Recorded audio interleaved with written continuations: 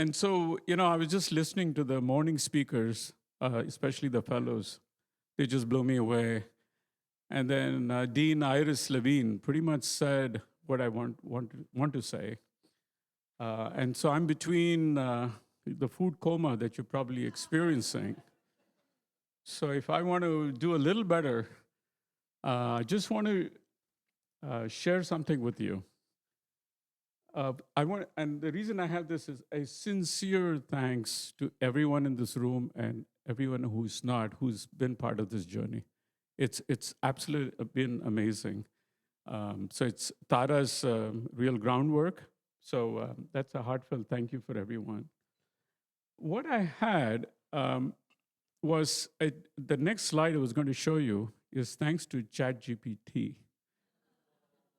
And I know you're going to say, "Oh," and I will tell you, that was actually directed to Dean Iris for a reason.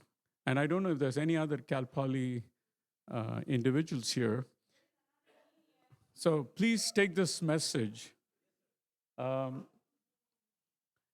Those of you who don't know, I visited something called Studio 64. The students make the Rose Parade float every year. Cal Poly has done this for 7 decades, gotten over 50 plus awards. And so, thanks to ChatGPT, I did this. So it took about 1 cent. It took 1 cent of electricity, 6,000 joules, maybe 10 cents. So apologies for those who don't like this tool. But I'm also doing it for a reason. 2027, the theme is welcome. And this silly tool put all this together in minutes for me. Now, this is not the best graphics, but the point is, I would still like Cal Poly, who nourished this for 15 plus years, to think about this. And thankfully, Dean Iris Levine said, "Send me this deck." So I really hope, and why this is important, there's a lot of good work here. And I love the energy that the teachers are doing, teaching the kids. But we need to go much beyond this campus. And that's the message. And so if we succeed in something like this, now I don't want to trivialize this as being branding, but we need to. If 40, 50 million people see this, they're going to say, and Google, what is Ahimsa? That's a good start. Because it's an arcane old word that resonates with a lot of Indians, but not necessarily the whole world. And even if you read it and it says, "Oh, it's nonviolence, Gandhi," and then what? And so that was the point of doing this.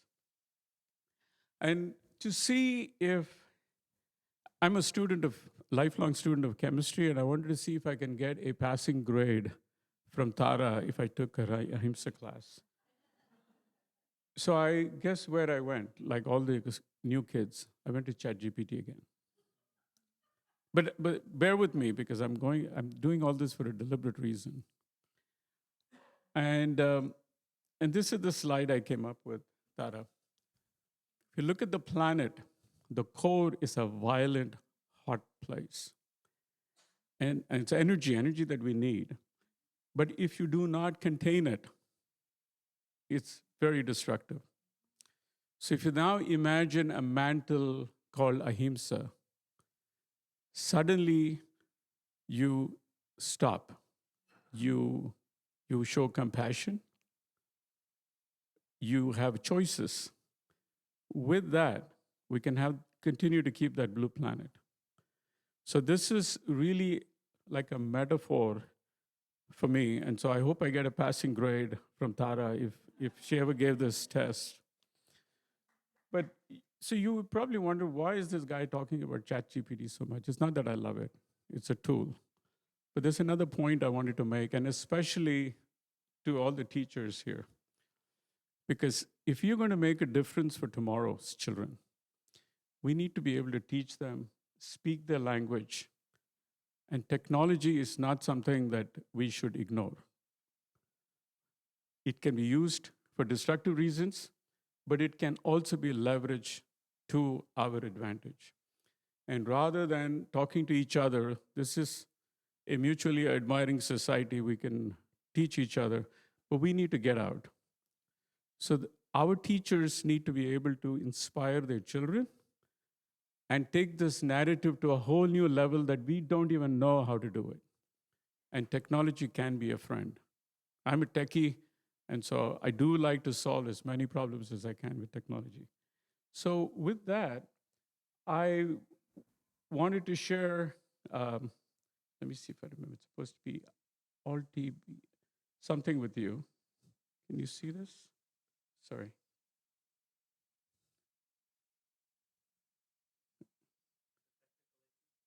No, he told me the cheat. Hi, my name is Alex. What's your name? Hello, my Sorry.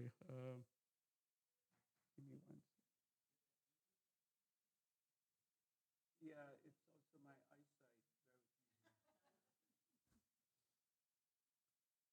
Well, never mind the technology, but you see the picture. Go take a look at this YouTube. This was a project done on the USC campus by the Shoah Foundation. The gentleman you're seeing there is a Holocaust survivor. And what they did was they interviewed him, videotaped him, and hologrammed him. So children could walk up and have a banter. Hi, how are you? And so on. That's okay. It's not important that you see it, but I'm just trying to convey something to tickle our imagination of how the future could look. And so the children can go and say, well, how was it in the concentration camp? How's the weather? And so on and so forth. It's really, really a lovely piece, a lot of work, because this is old work. This technology is really old. Fast forward today, the AI revolution can do this in seconds, minutes. I'm again saying we need to think about how to take this Ahimsa 2.0 to a whole new level. The energy is here, the scholarly base is here, but let's think about how do we bring this? So I'm dreaming about, and I was listening to you, maybe you have lots of ideas. We need to bring everything that we're talking about in this form, available worldwide for practically no cost. Okay, so yes, there's money involved, there's tech involved, but it is all possible because others are doing for all the wrong reasons. We have all the right reasons to do it. So that's another message I'm trying to convey to saying, how can we all come together? And so, Tara, I know I have only 5 minutes. I think Tara is very clever about choosing the word farewell. It does not mean goodbye. It's that this ahimsa should fare well forever. So let's not call this goodbye. Let's figure out, we may not meet on this campus, we could meet anywhere. Physical interaction is very important, but so is other digital tools. And thank you. And yes, I talked a lot about ChatGPT, but just do I have a minute to share? No? How Tara really also influenced me in a different way. I only thought about chemistry, and I didn't really worry about things like being nonviolent and so on. So every time I came here, I left with lots of questions and really humbled. I'm not thinking about this whole thing. And my wife and I are a proud grandparents of a 14-year-old. 14 months, sorry. Sorry. I don't look that old, right? I'm looking at the future world through the lens. What's he growing to grow up into? But it also helps from a history perspective to look back. I'm looking at my son, who co-created this little guy. When he was in high school, he produced 2 projects for his history class, 2 video projects. And thanks to Tara and her colleagues, one was the Prometheus Dilemma, which is about the nuclear bomb that Oppenheimer created. And the other one was Danish Revolution, 10-minute clip. They got awards. They went for first source type. So she learned how to do the research. And the Danish Revolution was all about how the Danish people hid the Jewish people who were being prosecuted and so on. That's the influence. That's very near and dear that influenced my own son. And I saw that effect. So we don't need to have go to graduate school to learn the Ahimsa Center. I just heard this morning, it's the narrative, it's the poetry, it's the seed that you can put at some very early age. There's a lot of creative people here. Let's figure out how to do this so we leave this planet in a much nicer way through this mantle, Ahimsa Center. So I'll stop here. Thank you.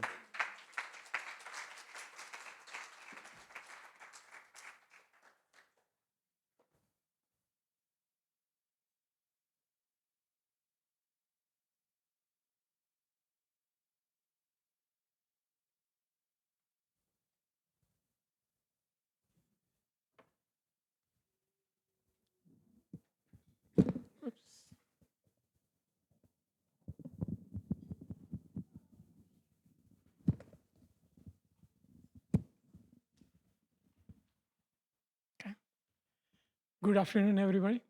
I think it's very difficult to beat that presentation and the message from the chat GPT to really think about Ahimsa 2.0. Anyway, my name is Prem Jain. I spent most of my professional life in telecommunication and networking industry, which is way far away from the Ahimsa and nonviolence. But I grew up in a community where Ahimsa, Aparigraha, Anekantvad, all these are very much followed on a daily life basis. So I've been fortunate to focus more on giving back at this stage in my life, supporting innovation, entrepreneurship in UC Davis and BITS Pilani, both of my alma mater, and contribution to Jain studies, programs across universities, along with my involvement in Arihant Institute. Some of you probably heard about it, Jaina and Jito. Okay. But today, I'm here because of something much more personal, which is my connection to the Ahimsa Center. I still remember very clearly Taraji in 2002 at the Jain Center of Northern California, the meeting which is we had with her. She spoke with such clarity and conviction about her vision to start the Ahimsa Center at Cal Poly, Pomona. What stayed with me was not just the idea, but the purpose behind it, which you heard quite a bit, the impact it created in the last 22 years from all the speakers, which you heard today. She wanted to bring Ahimsa out of temples and books into the classroom and in education, into the minds of the students, and into the daily life of teachers, which is, I think, is very important. And you saw that book which came out about these, the teaching, the teachers, was really awesome. If you haven't got a chance to read it, I think I'll recommend everybody to please get the book and read it. It's very practical way of learning about Ahimsa. So that whole thing really touched me. Like many of us, I grew up hearing about Ahimsa as a core value, but Taraji helped me to see that Ahimsa is not just something we believe in, it is something we must actively practice and teach. practice and teach, very important, especially to the next generation. That's why I chose to support the Ahimsa Center over the years. I saw in it something very rare, a place where values were not just discussed, but translated into action. Training K to 12 teachers, developing courses on nonviolence, organizing summer institute, which is Tara you talked about in the very beginning, and the summer institute, the nonviolence Ahimsa fellows, they talked about it. These were not just programs. They were seeds being planted in thousands of young minds. And the impact, you saw it today.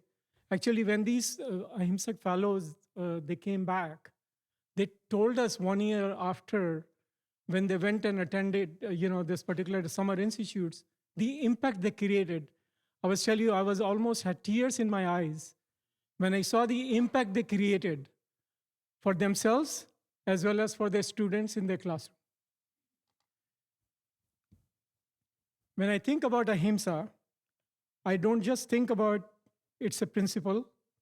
I think of it as a powerful force, and you heard quite a bit about that today, that shaped the history of the world. Okay? Just give you some example, and I'm pretty sure you're aware of it. We have seen it through Mahatma Gandhi, the leadership, the India's independence, through Dr. Martin Luther King, the fight for civil rights, and through Nelson Mandela's journey towards reconciliation of South Africa. These are three very powerful things which is being created. And the need of the Ahimsa right now is even more important than what happened in the history in the past. But for me, Ahimsa is something much closer to home also. It is how we respond when we disagree. It's very important. It's how we treat people who think differently from us. It's in the patience we show, the anger we hold back, and the compassion we choose. These are all part of the behavior which we can really use it in our daily life, learning from Ahimsa. And honestly, these are not easy thing to do. They're very difficult. Today, as we gather, bid farewell to the Ahimsa Center at Cal Poly, I have mixed emotions. There is a sense of loss, but also a deep sense of gratitude. I think you saw 2 gratitude letters in the morning. The gratitude for what has been built over the past 22 years, gratitude for the lives it has touched, and gratitude for the vision that Taraji brought to life.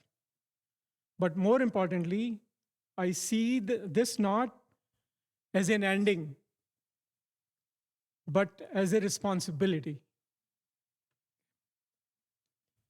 Because if there was ever a time when the world needs Ahimsa, it is now. We see so much division, so much anger, so much violence in our communities, in our school, across the world, and all these wars which is going on. It tells me that what the Ahimsa Center stood for is not only relevant, it's essential. So the question becomes, what do we do next? I think I saw your Ahimsa 2.0. I thought about a little different idea, but let me share with you. For me, this is where it becomes personal again. I would love to see us take this work to the next level, not limited to one center, but expanded across cities and communities.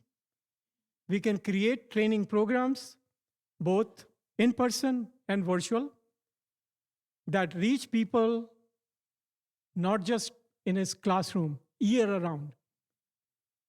We can develop certification programs and empower individuals with practical tools to live and spread ahimsa. My dream is very simple: to see ahimsa ambassadors in every city, people who are trained, committed, and actively practicing nonviolence in their daily lives. If each of us have taken even a small step in that direction, the collective impact can be enormous.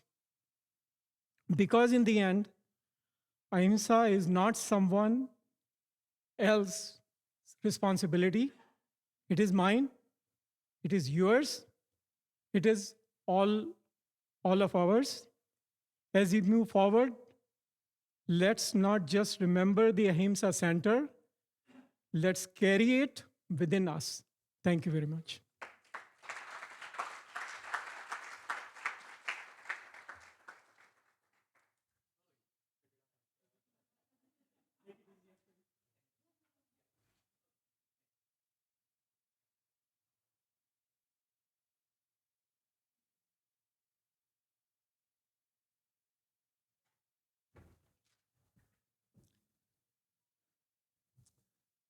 Good afternoon,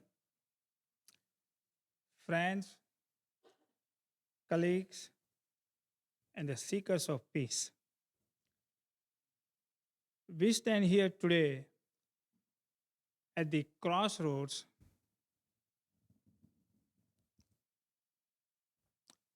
that feels to many of us heavy with the weight of an ending. But to understand where we are, we must look back to where we began. 23 years ago, the world felt as though it was fracturing. In the shadow of 9/11, when the global conversation was dominated by retaliation and fear, Dr. Tara Sethia saw a different path. She recognized that the only way to safeguard the next generation to come was not through more walls, but through a deeper understanding of ahimsa, not violence in thought, work, and deed. She founded this center not just as an academic institution, but as a sanctuary for the mind.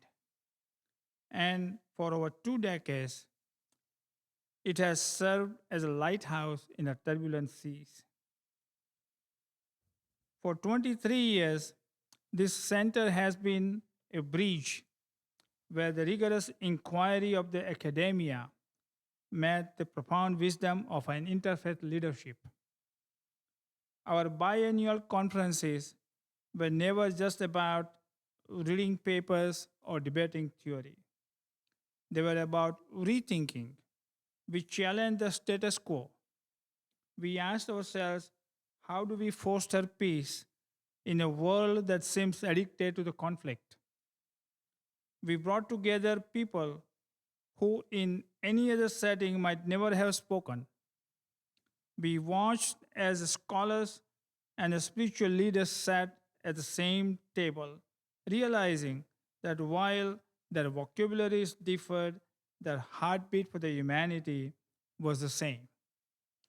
We have spent 23 years planting seeds of empathy in the very soil where indifference once grew. It is a difficult truth to acknowledge that we are closing our doors at a time when the world feels as fractured as it did in 2001. One might look at the news today and say that the work of the Ahimsa Center is very much still needed. And it is. But the closing of the center is not the ending of the mission. If we measure our success by the continuation of a physical office or a specific budget, we miss the point of what Dr. Setia started.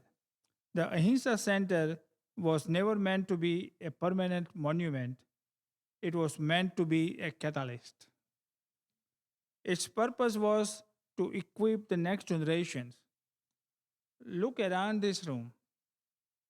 Look at the educators who have gone back to the classrooms with a new lens of compassion. Look at the faith leaders who have reached across aisles they once feared to cross. Look at the students who are now policymakers, parents, and activists. The need for the peace hasn't vanished, but the capacity for the peace has grown because of what happened here. Ahimsa teaches us that nothing in this world is permanent except the consequences of our compassion. As we close this chapter, do not think that this is a sunset. Think of it as a scattering of the seeds. For 23 years, the wind has been blowing through the center, picking up the ideas, the friendship, and the strands that we develop here and carrying them across the globe. Dr. Setia, we thank you very much for the courage to start this when the world was at its darkest. To our supporters and the interfaith partners, we thank you for being the pillars of this house. The Ahimsa Center is no longer a destination on a map or a line in the university directory. From this monument forward, the Ahimsa Center exists wherever you are. It exists every time you choose an understanding over a judgment. It exists every time you rethink a strategy for a peace. The doors may close, but the peace we built here is now out in the world where it was always meant to be. Thank you very much.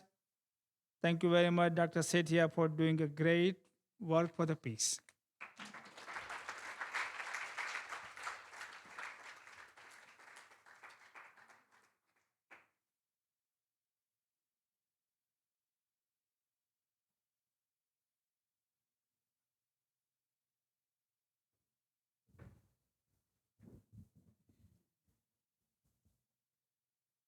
Good afternoon.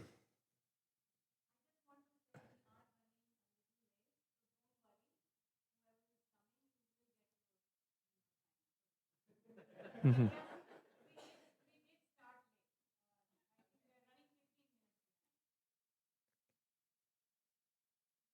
I'm Andy Moss, an emeritus professor of English from Cal Poly. I had the distinct honor of teaching and advising in the Ahimsa Center for 10 years, from 2004 to 2014, when I fully retired from the university. I should add that it's a distinct honor to be here today in recognizing the great work of my friend and colleague, Tara Sethia, and of everyone who contributed so much to the center over the years.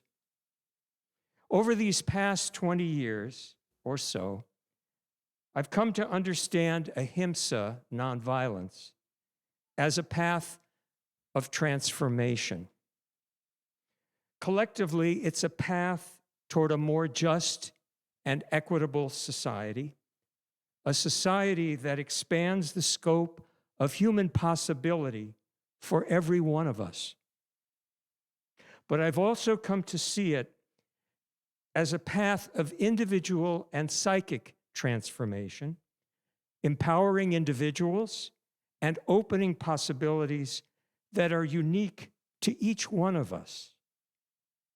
When I first met Tara, more than 20 years ago, when she was first organizing the center, I had little idea of this concept of transformation, much less of what it would mean for my own life. Because of the center's multidisciplinary nature, it meant, first of all, becoming part of a community of scholars, teachers, activists, and students exploring basic questions about the nature of violence and nonviolence from the vantage point of different disciplines. Because I was an English professor, my own disciplinary background led me to realms of language, words, stories, texts.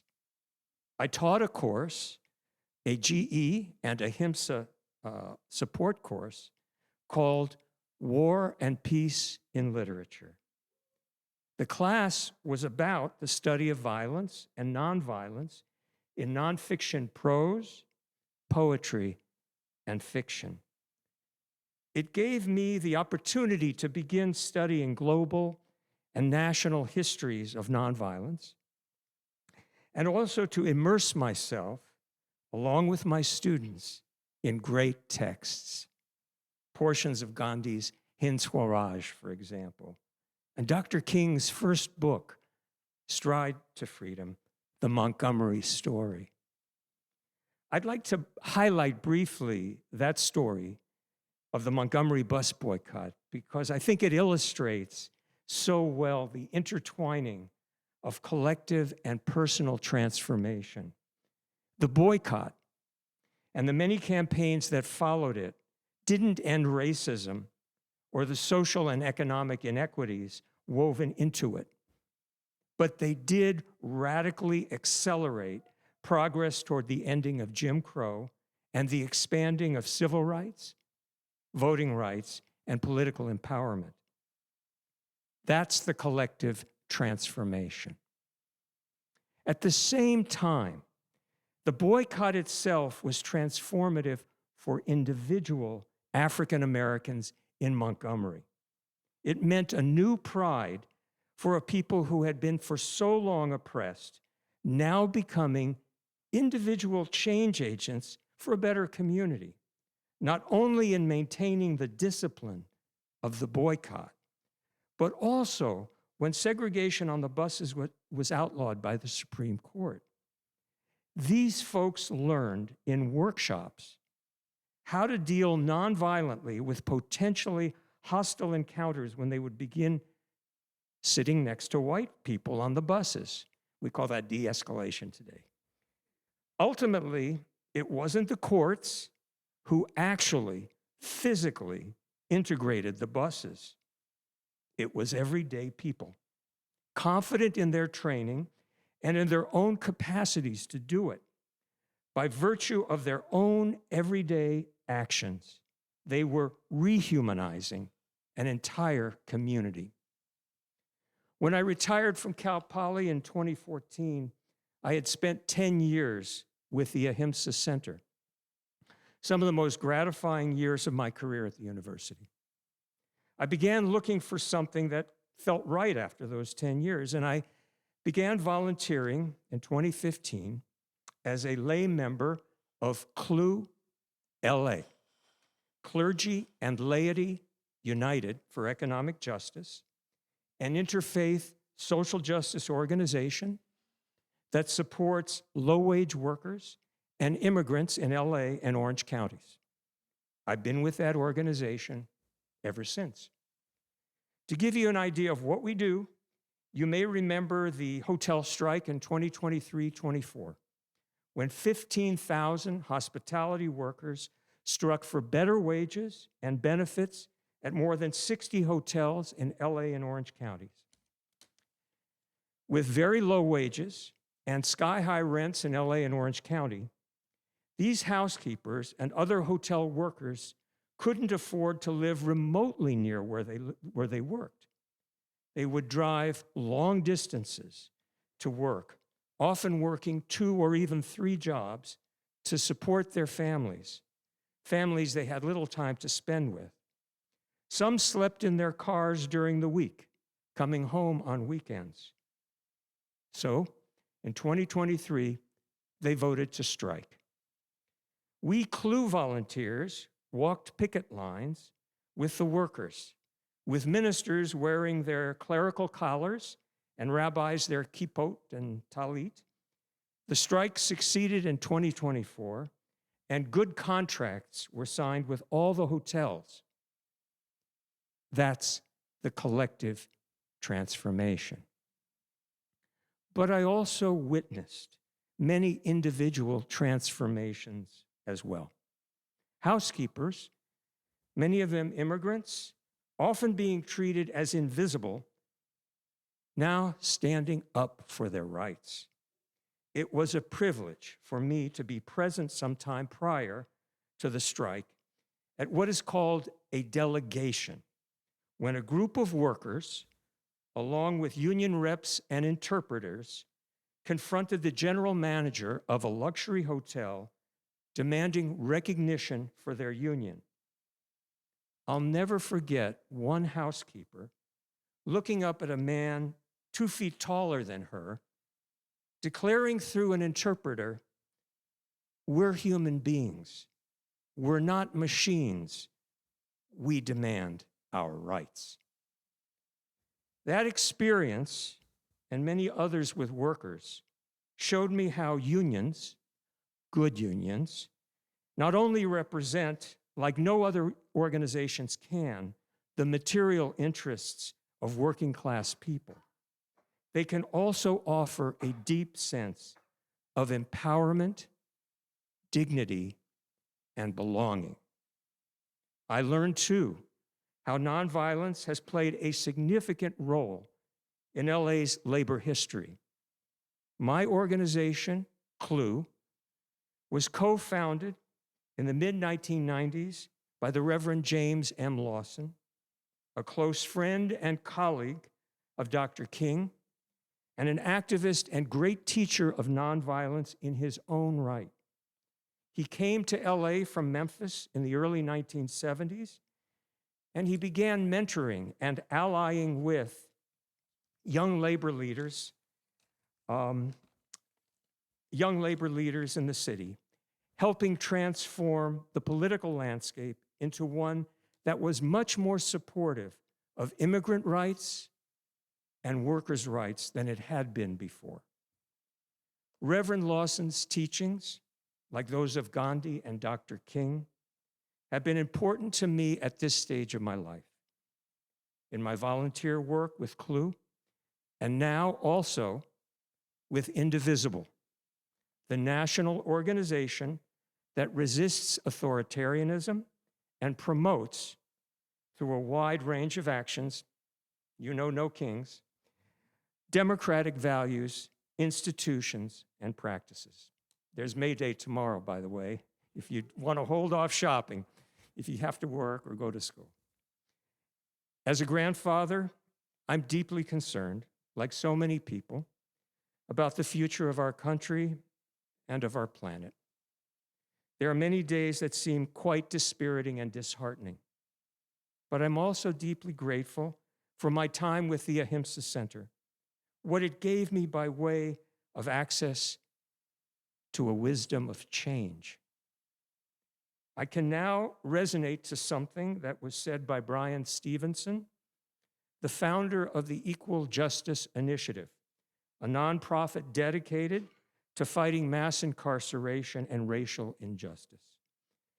Reflecting on his own family's story, a story that extends back into slavery and intertwines with all of American history, he said this, and I quote, "There is something about being lifted up by the whole of human history, by all who found a way to fight oppression and injustice, all who found a way to love despite the hate and brutality.